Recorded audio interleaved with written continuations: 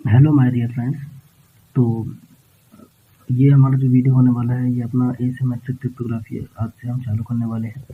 तो जैसा कि आप लोगों को पता होगा कि हमारा जो अभी क्रिप्टोग्राफी की सीरीज चल रही थी उसमें हमने अपना सिमेट्रिक क्रिप्टोग्राफी वाला जो पार्ट है वो कवर कर लिया था। ठीक है। उसके बाद हमने ब्लॉक साइफर्स और रैंडम नंबर्स में बहुत सारे टॉपिक्स हमने डिस्कस किए थे, जिसमें कि हमने ब्लॉक साइफर में कितने तरह के साइफर थे, जो उनके वेरिएंट्स थे AES, TES, ट्रिपल ES और उनके राउंड्स वाले वेरिएंट्स, फिएस्टल स्ट्रक्चर काफ़ी सारी चीज़ें देख चुके थे। ठीक है। उसके बाद हमने क्या किया, अपने रैंडम नंबर्स वाला जो टॉपिक था, जो random number sequence, non random sequence, उस पर भी हमने चर्चा कर ली है। और अगर आपने वो वाली वीडियोज़ हमारे नहीं देखे हैं तो आप वो पीछे जाकर पहले उनको देख लीजिएगा। ठीक है। क्योंकि जो चीज़ें अभी हमने पढ़ ली हैं वो अब आगे यूज़ होने वाली हैं। तो अगर आप एसिमेट्रिक क्रिप्टोग्राफी स्टार्ट कर रहे हैं पढ़ना, तो फर्स्ट ऑफ ऑल आप अपना जो सिमेट्रिक क्रिप्टोग्राफी और जो रैंडम नंबर्स वाला टॉपिक है उसको पहले आप अपना थोड़ा सा स्ट्रॉन्ग कर लीजिए, क्योंकि यहाँ पे इसकी काफ़ी ज़्यादा ज़रूरत पड़ने वाली है। ठीक है। तो चलिए इस बात का वीडियो हम शुरू करते हैं। तो आज का जो हमारा वीडियो होने वाला है वो है एसिमेट्रिक क्रिप्टोग्राफी के ऊपर। तो देखिए, इसको बहुत अच्छे से समझ लीजिएगा, क्योंकि पहला वीडियो है हमारा एसिमेट्रिक क्रिप्टोग्राफी के ऊपर।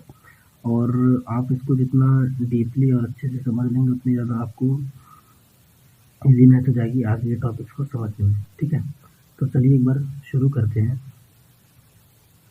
तो सबसे पहले यहाँ पे देखिएगा, हमने सिमेट्रिक क्रिप्टो सिस्टम में क्या पढ़ा था कि हमारा एक सेंडर होगा, एक रिसीवर होगा। ठीक है। इसमें सेंडर जो होगा वो की 1 से एनक्रिप्ट करेगा और वहीं जो आपका रिसीवर होगा वो आपका डिक्रिप्शन करेगा की 1 से। क्लियर है? या फिर अगर हम ऐसे इसको वो कर सकते हैं, समझ सकते हैं, मान लीजिए आपका एक सेंडर है, इसने अपने कंप्यूटर पे मतलब लोकल स्टोरेज पे अपने स्टोरेज पर एन्क्रिप्शन लगाया हुआ है। तो वो क्या करेगा, जो हम हम उसको जनरली क्या बोलते हैं, पासवर्ड लगा हुआ है। तो पासवर्ड क्या है, वो की 1 है। ठीक है। तो की 1 को लगा के इसने उसको लॉक कर दिया। ठीक है। मतलब जब भी उसको एक्सेस करना होगा तो उसको वो पासवर्ड डालना पड़ेगा आपको। अब तो इससे बहुत अच्छे से वाकिफ़ होंगे इन सब चीज़ों से। जैसे कोई भी चीज़, जैसे आपका फेसबुक है, आपका व्हाट्सएप है या आपका गूगल अकाउंट है, आपको जब भी कभी इसको लॉगिन करना पड़ता है तो आपको एक पासवर्ड या की इसमें डालनी पड़ती है, तब वो जाके अनलॉक होता है। ठीक है। तो ये सिमेट्रिक क्रिप्टो सिस्टम था। तो सिमेट्रिक क्रिप्टो सिस्टम में क्या था कि जो सेंडर और रिसीवर थे उनको सेम की से एन्क्रिप्शन और डिक्रिप्शन ही परफॉर्म करना पड़ता था। तो जो एल्गोरिदम यहाँ पे रहता था सिमेट्रिक क्रिप्टो सिस्टम में, वो बिल्कुल सेम रहता था एन्क्रिप्ट करने के लिए भी और डिक्रिप्ट करने के लिए भी। और यहाँ पे सेम की का ही यूज़ होता था एन्क्रिप्शन परफॉर्म करने के लिए भी और डिक्रिप्शन परफॉर्म करने के लिए भी। क्लियर? तो यहाँ पे किसी भी तरह का कोई जब की ही सेम है तो यहाँ पे किसी तरह की कोई रिलेशन की तो बात ही नहीं हो सकती। ठीक है। तो उम्मीद है कि आप लोगों को ये वाला जो टॉपिक है ये क्लियर होगा और आप मेरे पीछे वाले वीडियोस फॉलो कर रहे होंगे। ठीक है। तो अब हम थोड़ा आगे बढ़ते हैं। तो ये हमारा जो पार्ट है, ये अब यहाँ पे ज़रा देखिएगा, एसिमेट्रिक की क्रिप्टोग्राफी जो हमारी है वो क्या है। अब ज़रा ध्यान से आप देखिएगा, यहाँ पे आपका एक सेंडर है। ठीक है, जो मैसेज भेज रहा है, और यहाँ पे आपका रिसीवर है। ठीक है। एक सेंडर है और एक यहाँ पर रिसीवर है, दो कम्युनिकेटिंग पार्टीज हैं। ये सेंडर क्या करेगा, ये एक की 1 का यूज़ करेगा मैसेज को एन्क्रिप्ट करने के लिए। ज़रा ध्यान से देखिएगा, सेंडर की 1 का यूज़ करेगा मैसेज को एन्क्रिप्ट करने के लिए, और जब ये मैसेज एन्क्रिप्ट होके साइफर टेक्स्ट बन के रिसीवर के पास पहुँचेगा तो रिसीवर जो होगा वो एक दूसरी की से उस मैसेज को डिक्रिप्ट करेगा। ठीक है। ज़रा ध्यान दीजिएगा, यहाँ पे एसिमेट्रिक क्रिप्टोग्राफी में 2 की का यूज़ होता है। ठीक है। इस एक को कहा जाता है पब्लिक की और दूसरी को कहा जाता है प्राइवेट की। ठीक है। इसीलिए यहाँ पर देखिए, जो यहाँ पर सिमेट्रिक क्रिप्टो सिस्टम है वो कीज़ को लेकर है, क्योंकि यहाँ पर सेम की है इसलिए आपका सिमेट्रिक है। और यहाँ पे क्या है, कीज़ आपकी जो है वो डिफरेंट है, इसलिए ये जो आपका क्रिप्टो सिस्टम है ये आपका एसिमेट्रिक की क्रिप्टोग्राफी है। ठीक है। तो ये चीज़ आप अभी थोड़ा-सा दिमाग में बैठा लीजिए, और जैसे-जैसे हम इसको पढ़ते जाएँगे और आपको चीज़ें क्लियर होती रहेंगी।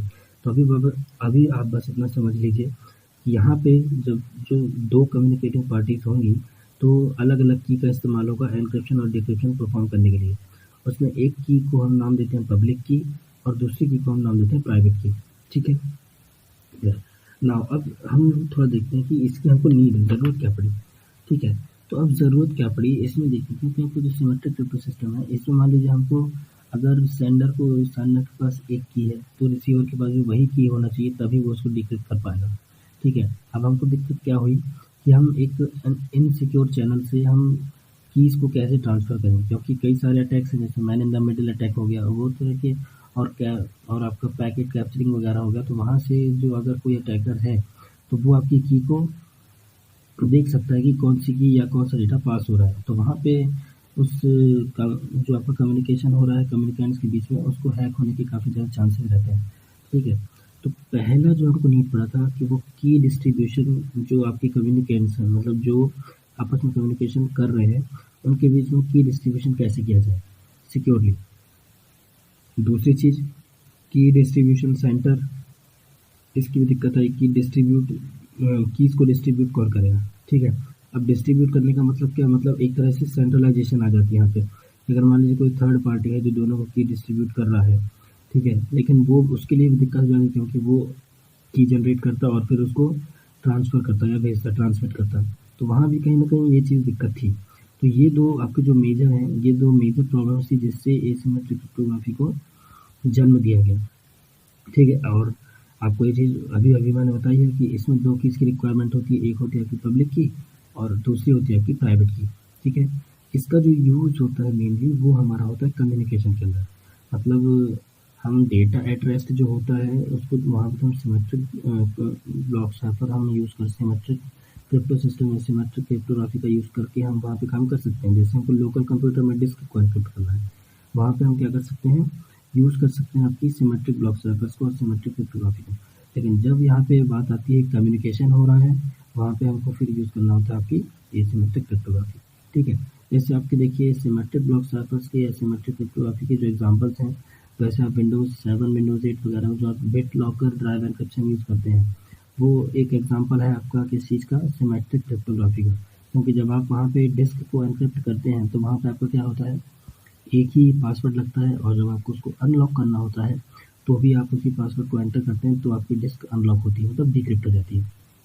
ठीक है ना, अब थोड़ा हम यहाँ पे इसको और बेसिक से और डायग्रामेटिकली समझते हैं कि अब क्या हो क्या रहा है इसका थोड़ा सा। ठीक है, तो यहाँ पे ज़रा ध्यान से समझिएगा, ये है आपका बॉब का साइड। ठीक है, यहाँ पे एन्क्रिप्शन परफॉर्म हो रहा है इस पूरे में, ये जो आपका पूरा हिस्सा दिख रहा है ना, यहाँ पे पूरा आपका एन्क्रिप्शन परफॉर्म हो रहा है, और ये आपका एलिस है दूसरी साइड जहाँ पे आपका डिक्रिप्शन परफॉर्म हो रहा है। तो ये आपका सेंडर है और ये आपका रिसीवर है। क्लियर? ठीक है, अब ज़रा देखिए, ये आपका प्लेन टेक्स्ट है। अभी हम यहाँ पर बिट्स और बाइट्स में नहीं जाएंगे, यहाँ पे कितने बिट्स का plain text as input encryption में जा रहा है, अभी हम इसको एज ए जनरल समझ रहे हैं। ठीक है, एक अंडरस्टैंडिंग ग्रैब करने के लिए। तो ये आपका यहाँ पे देखिए इनपुट है, ये एन्क्रिप्शन एल्गोरिथम के अंदर जाएगा।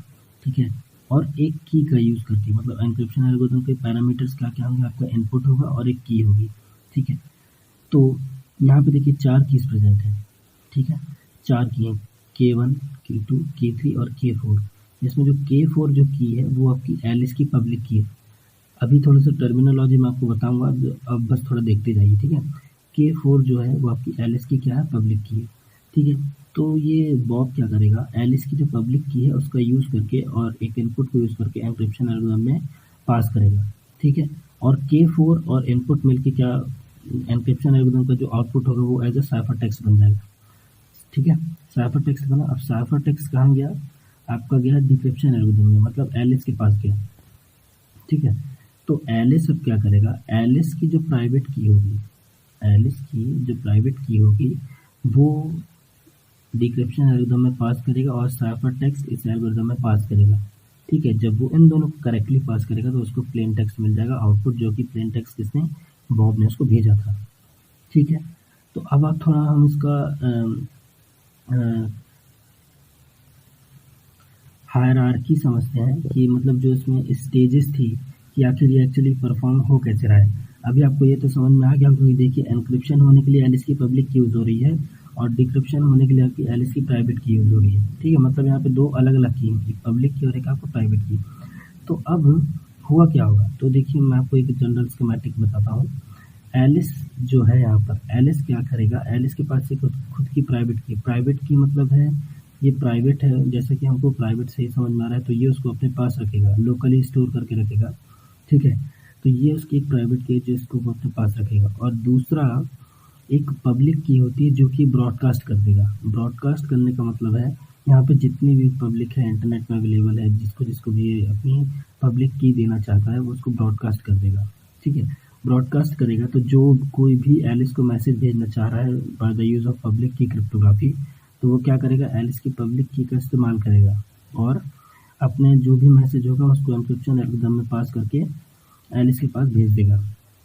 ठीक है, एलिस के पास भेजा और फिर एलिस क्या करेगा, वहीं अपनी जो प्राइवेट की यूज़ करेगा और वो डिक्रिप्शन एल्गोरिथम में और साइफर टेक्स्ट को पास करेगा, तो उसको as a output plain text मिल जाएगा जो भी किसी ने भी मैसेज उसको भेजा होगा।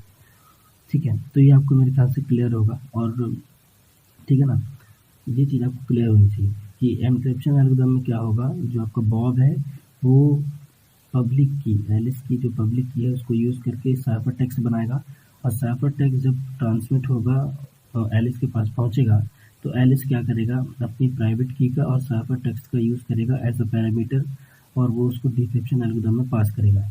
ठीक है, पास करेगा तो उसको आउटपुट में उसका प्लेन टेक्स्ट मिल जाएगा जो कि बॉब ने उसको भेजा था। ठीक है, ये आपको समझ में आ गया। ये हमने क्या किया, ये एन्क्रिप्शन किया हमने पब्लिक की के साथ। ठीक है, अब हम एक और चीज़ देख लेते हैं कि जब हम एन्क्रिप्शन परफॉर्म करेंगे अपनी प्राइवेट की के साथ, तो ज़रा देखिए इसमें हो क्या रहा है। बॉब है आपका, बॉब क्या कर रहा है, as a input plain text को पास करेगा किसके अंदर, एन्क्रिप्शन एल्गोरिथम के अंदर, और बॉब की यहाँ पर प्राइवेट की है। ज़रा ध्यान से देखिएगा, बॉब क्या करेगा अपने एंड में, मतलब इसके पास जो पीसी है, इसके पास जो कंप्यूटर है, ठीक है, यहाँ पे अपनी ये दो की बना लेगा। हम एक कर लेते हैं बॉब की पब्लिक की पीयू और एक आपकी कर लेते हैं आपका बॉब की पीआर, बॉब की प्राइवेट की और बॉब की पब्लिक की। ठीक है, तो बॉब की जो पब्लिक की होगी ये आपकी ब्रॉडकास्टेड रहेगी, मतलब अगर जो कोई भी उसको मैसेज भेजना चाह रहा है तो वो पब्लिक की का यूज़ करके मैसेज को एन्क्रिप्ट करके बॉब के पास भेज सकता है। ठीक है, और वहीं जो बॉब है वो अपने एंड में क्या करेगा, वो अपनी प्राइवेट की का यूज़ करके उसको एन्क्रिप्शन एल्गोरिथम में पास करेगा और वहाँ से उसको डिक्रिप्ट कर लेगा। ठीक है, अब ज़रा इसको समझिएगा क्या हुआ, प्लेन टेक्स्ट को एन्क्रिप्शन एल्गोरिथम में पास किया और यहाँ से बॉब ने अपनी प्राइवेट की से एन्क्रिप्ट किया है। ज़रा ध्यान दीजिएगा, बॉब ने अपनी प्राइवेट की से एन्क्रिप्ट किया है। ठीक है, अब यहाँ पे हम देखते हैं, यहाँ पे देखिए क्योंकि एन्क्रिप्शन हुआ है तो साइफर टेक्स्ट बन के कहाँ जाएगा, एलिस के पास जाएगा। अब देखिए यहाँ पे कई सारी कीज़ हैं, जैसे एलिस के पास K1 भी है, K2 भी है, K3 भी है, K4 भी है, मतलब इस एलिस के पास 4 की हैं। अब ये एलिस ये देखेगा कि इन 4 कीज़ में से बॉब की पब्लिक की कौन सी है। ठीक है, क्या देखेगा कि आपकी बॉब की पब्लिक की कौन सी है। ठीक है, तो उसको समझ में आया कि यहाँ पे K1, K2, K3 जो है ये बॉब की पब्लिक की नहीं, K4 जो है वो बॉब की पब्लिक की है। ठीक है, तो जो आपका एलिस होगा वो क्या करेगा, डिक्रिप्शन एल्गोरिथम में साइफर टेक्स्ट को और बॉब की जो पब्लिक की है उसको पास करेगा। ठीक है, तो यहाँ से जब उसको पास करेगा, क्योंकि करेक्टली ट्रांसफॉर्म हो जाएगा, जब भी ट्रांसफॉर्मेशन होगा साइफर टेक्स्ट का, जब डिक्रिप्शन एल्गोरिथम में पास होगा साइफर टेक्स्ट और आपको बॉब की पब्लिक की, यहाँ पे प्लेन टेक्स्ट जनरेट होगा जिसको कि बॉब ने एनक्रिप्ट किया है प्राइवेट की का यूज़ करके। ठीक है, तो उम्मीद है आप लोगों को ये जो मैंने समझाया है कॉन्सेप्ट वो समझ में आया होगा। ठीक है, कि हम पब्लिक की का और प्राइवेट की को यूज़ करके हम मैसेज को एनक्रिप्ट कैसे कर रहे हैं और वो दूसरे एंड पे एनक्रिप्शन या फिर उसका डिक्रिप्शन कैसे परफॉर्म होगा। ठीक है, सबसे ज़्यादा अहम बात यह है कि जब भी हम पब्लिक की क्रिप्टोग्राफी का यूज़ कर रहे हैं, दैट इज़ एसिमेट्रिक क्रिप्टोग्राफी का यूज़ कर रहे हैं, तो वहाँ पे आपको याद रखना है कि वहाँ पे 2 कीज़ का यूज़ होता है, जो कि आपकी एक होती है पब्लिक की और एक होती है प्राइवेट की। अगर कोई बंदा पब्लिक की से मैसेज एनक्रिप्ट कर रहा है, ठीक है, तो उसको डिक्रिप्ट करने के लिए आपको प्राइवेट की ज़रूरत ही पड़ेगी, और अगर कोई प्राइवेट की से एनक्रिप्ट कर रहा है तो उसको डिक्रिप्ट करने के लिए आपको पब्लिक की ज़रूरत पड़ेगी। यहाँ पे वाइस वर्सा है। ठीक है, आप पब्लिक की का यूज़ करके ही मैसेज को एनक्रिप्ट और डिक्रिप्ट दोनों चीज़ नहीं कर सकते, क्योंकि इसके जो आपका एनक्रिप्शन एल्गोरिथम और डिक्रिप्शन एल्गोरिथम होते हैं, इनकी मैथमेटिकल ट्रांसफॉर्मेशन कुछ ऐसा होता है कि जो आपका एक ही की को अगर आप लगाएंगे दोनों एनक्रिप्शन और डिक्रिप्शन दोनों ट्रांसफॉर्मेशन में, तो वो अलग अलग सेम प्लेन टेक्स्ट प्रोड्यूस नहीं करेगा। ठीक है, अब यहाँ पे एक चीज़ आपको और याद रखनी है, क्या वो एज अ नोट आप उसको नोट कर सकते हैं, पब्लिक की और प्राइवेट की जो होती है वो आपस में मैथमेटिकली रिलेटेड होती है। ठीक है। तो अभी आने वाले जो हम अपने अपकमिंग लेक्चर्स हैं उसमें हम RSA एल्गोरिदम और PKI पब्लिक की इंफ्रास्ट्रक्चर जैसी चीज़ें देखेंगे, तो वहाँ पे आपको चीज़ें और क्लियर होती जाएंगी जब हम और एग्जांपल्स लेके आपको ये चीज़ एक्सप्लेन करेंगे। ठीक है। तो उम्मीद है कि आप लोगों को आज का हमारा जो ये वीडियो था एसिमेट्रिक क्रिप्टोग्राफी का वो समझ में आया होगा। तो जल्दी ही हम आपसे मिलते हैं नेक्स्ट वीडियो में। जुड़े रहिए हमसे, ठीक है, और अपकमिंग नए वीडियोज़ के लिए। तो हम आपसे जल्दी ही मिलते हैं अपने नेक्स्ट वीडियो के लिए। Good bye.